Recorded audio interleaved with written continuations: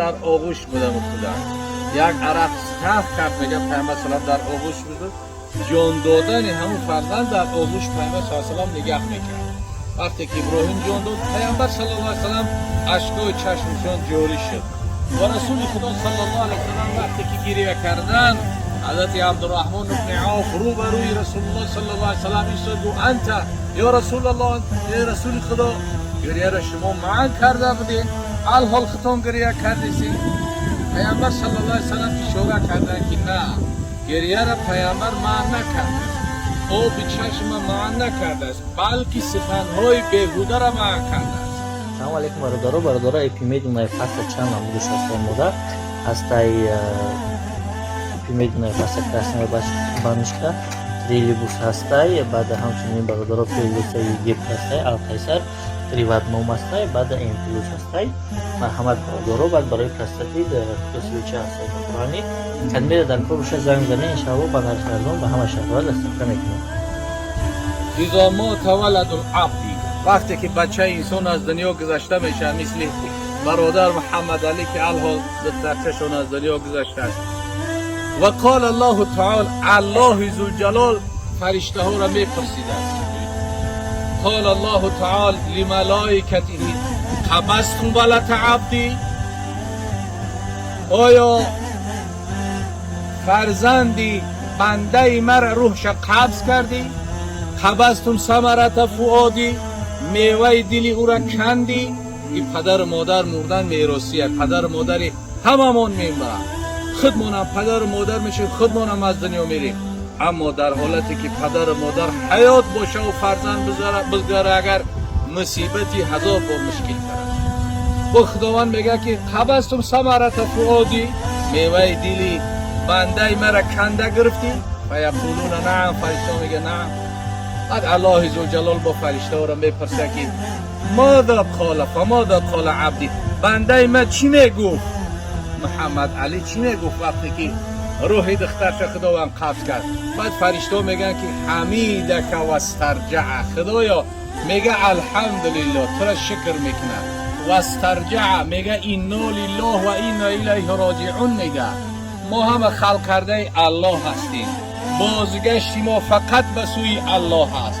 بنده میگه امیر میگفت ملائکه الله ذوالجلال بعد چی میگه در جواب ملائکه بعد میگه ابنوا لعبد بیتا فی الجنه و سموه بیت الحمد برای همه بنده من که وقتی که الحمدلله میگه و شکر میکنه و صبر میکنه برای همه بنده من در جنت یک قصر بنا کنه نامی او را بمانین خانه حمد بیت الحمد. انا همین قصر جنتی نصیبی همو پدر و مادر میشه که در گذشتن فرزندش صبر داشته باشد تحمل داشته باشد چون که از دست ما و شما بنده ها هیچ چیز نمیاد. خداوند در دل برادر محمد علی و همسرش و خاندانش صبر جمیل عطا بفرماید و این طفله که الله ذوالجلال ذخیره بگردانه در روز قیامت با شیشگاه تیار میکردگی برای پدر و مادر خویش قومیت بگرد که پیامبر صلی الله علیه و سلم بیان میکند که طفلکایی که از بین ما و شما گذشته میشود اینا در جنت میروند با شیشگاه تیار میکنند برای پدر و مادرشون. خداوند در دلشون صبر جمیل عطا بفرماید. این طفلک خداوند با شیشگاه تیار میکردگی بگرداند همه ما و شما را الله تازه نبرآمده از بنی تازه و گوش تازه نبرآمده از در راه برآمده که غیر بول حرام دیگر چیزی نمیبرد. ای آدمی زاد به چی چیز تکبری میورزی در آمدنت عاجز در رفتنت عاجز محتاج به رزق و روزی محتاج به زمین محتاج به آسمان محتاج به آفتاب محتاج به نفس کشیدن محتاج به خواب کردن محتاج به پوشیدن محتاج به گرمی و سردی آدمی زاد چی قدرت دارد هیچی. حضرت مولوی خدا رحمتش کنه اولیای خدا میگفت آدمیزاد که اصلت از قطره منی لایق تو نیست منی اصل تو یک قطره منی است تو لایق نداری که منی کنی اصلت از قطره منی لایق تو نیست منی از راه باول شدی کبر منی ها چی کنی. ای آدمیزاد از در راه برآمده که غیر باول حرام دیگر چیزی نمیبره از یگان جای تازه خشمو نبرآمده. ببین از رنگ باول شدی کبر و منی ها چی کنی؟ بعد چی میگه حضرت؟ تو همان جیفه ای، این حسن جمالی تو از اوست، باش خاکی داری او میل به بالا چی. انسان باید خودش بشناسه، خودش بدونه. حضرت علی میگفت من عرف نفسه فقط عرف ربه. هر کسی که خودش بشناسه خدا را بشناسه، لیکن کسی خودش نشناسه او خدا را نمیشناسه. و دیگه خداوند توفیق عقلش نمیده که زمین به خود صاحب دارد، آسمان به صاحب دارد. همین مرگ چی است؟ کافر و مسلمان به این ایمان داره، باور داره. مسلمان که باور داره میدونه، لیکن همین کافرای دنیا رو هم همشون که بپرسی میگه آیا روز نه روز میبری. برای چی است؟ میبینن که از دستشون چیزی نمیآید. سرشت آدمی چون هست از خاک، رجوعش باز شد در خاکی نمناک. امیران و وزیران، کچکلاهان، قباپوشان و هر یک کچکلاهان همه سر در نقاب خاک کردند، لباس زندگانی چاک کردند. تو هم ای جان شیرین همچنانی به این عمری قلیل تا کی بمانی؟ بجز از مرگ سودای دیگر نیست، بجز از مرگ مأوای دیگر نیست. بیا بگذر از این دنیا پرستی، بشو خاکی زمین گر عاقل استی. نمیماند ملک اینجا نه انسان، نه بلبل ماند و نه باغ و بستان. همه سرگشته و نادین به خاکن، جوانان و عروسان سینه چاک. پیامبر صلی الله علیه وسلم در حدیث بیان میکند که حدیث ها میبینیم، اما چی است که تقدیر الهی کاری خودش میکند. یعنی چی است که در نزد حکم خداوند همه عاجز است. رسول اکرم صلی الله علیه و سلم وقتی که ابراهیم 18 ماه فرزندشون که از دنیا رفت، ببین که حبیب خدا صلی الله علیه و سلم در آغوش بودن. یک عرق سخت کرد، میگه پیامبر صلی الله علیه و سلم در آغوش بود. جان دادن همون فرزند در آغوش پیامبر صلی الله علیه و سلم نگاه میکرد.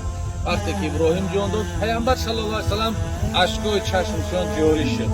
و رسول خدا صلی الله علیه و سلم وقتی که گریه کردند، حضرت عبدالرحمن بن عوف روبروی رسول الله صلی الله علیه و سلم ایستاد و انت یا رسول الله، ای رسول خدا گریه را شما معن کرده بودین، الحال خودتون گریه کردین. پیامبر صلی الله علیه و سلم اشاره کرده که نه، گریه را پیامبر معن نکرده، او به چشم معن نکرده، بلکه سخنهای بیهوده را معن کرده است. سخنهای بیهوده ای که امروزه در بعضی از مراسم های جنازه از خواهرها و مادرها بعضی از اونها هستند که از علم شریعت بیخبر هستند، دور هستند. بعضی کلمه های شرک و کفر میگویند. تو برای چی مردی؟ او با اختیار خودش است. بعضش با مرده را میگه ای نامرد. او چی نامردی دارد؟ او را حکم خداوند شد، فرشته قبض روحش کرد.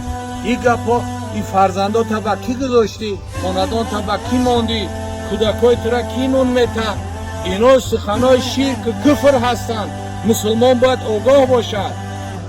این پدر و مادر این چی است که رزق رسان نیست، رازق فقط الله است. او هم مثل ما و شما رزق خور است. پس چی است؟ پیامبر صلی الله علیه و سلم سخنای بیهوده را منع کرده است، آب چشم منع نکرد. و در اخیر پیامبر صلی الله علیه و سلم گفتند که ای ابراهیم، گفتند برفتن تو چی گفت؟ چشم من پر آب شد، دل من غمناک شد برفتن ای ابراهیم. دیگر کلمه زیادتی نگفت. پس چی است که انسان در اختیار خود نیست.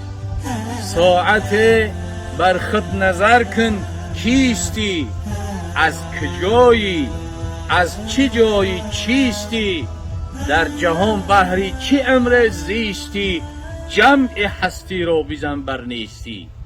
حضرت بیان میکنه که انسان پیش از اوی که تکبری میکند، کبر میوردد، سجده را در خاک نمیگذارد، الله صاحب زمین و آسمان مالک سجده نمیکند، یک بار میگه اندیشه کند کی است؟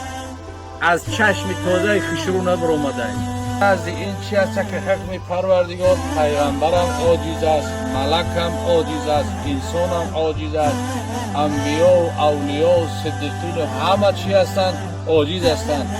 معین میکردگی مهلت فقط وظیفه پروردگار است.